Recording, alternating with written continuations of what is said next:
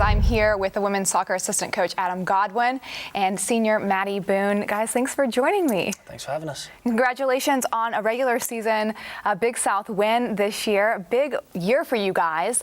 Now, last year, you guys came off of having the best season in history. What was your mindset going into this season? You know, our mindset was really just to continue what we were doing, and we knew to achieve the goals we had, we were going to have the best season in school history again.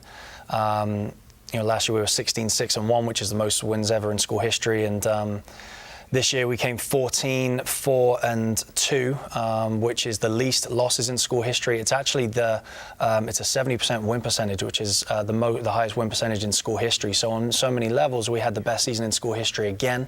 Our intention was to put ourselves in a position to win a conference championship, and we were able to do that. Won the regular season championship, which was very, very exciting, and obviously ultimately just came a little bit short of our on-the-field goals. But we're incredibly proud of the girls and the season that they've had.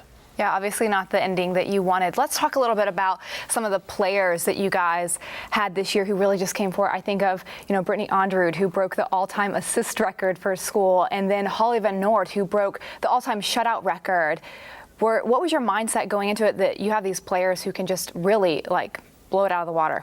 Well, we knew we had the most talented team in the conference, and you know, obviously Brittany and Holly are outstanding players, outstanding young ladies. We knew we had a really, really great senior class coming in with Maddie Boone, Becca Smith, Elena Pereira, and Alana Dunkel, and really what makes me the proudest about this team is how all 27 players found a way to contribute to this team on and off the field, and that was really, you know, I think one of our big goals to try to be the most united team in the country, and Maddie really found a way to spearhead that, and everybody bought into that, and I think that's what makes me the proudest about this team is how they did it together.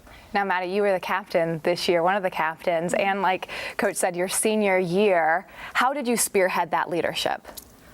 Coach asked me to be a captain starting spring last year, and I just kind of felt like you know, like this was kind of something that the Lord was calling me, stepping me into, preparing me for.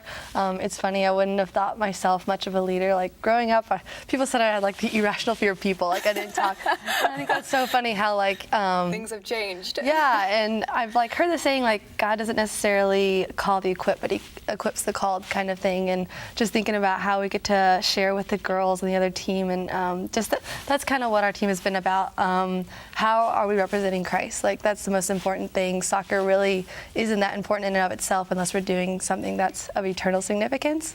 So it was really cool. We all kind of bought into this motto at the beginning of the year that we will accomplish immeasurably more if we love as one, so that all will know.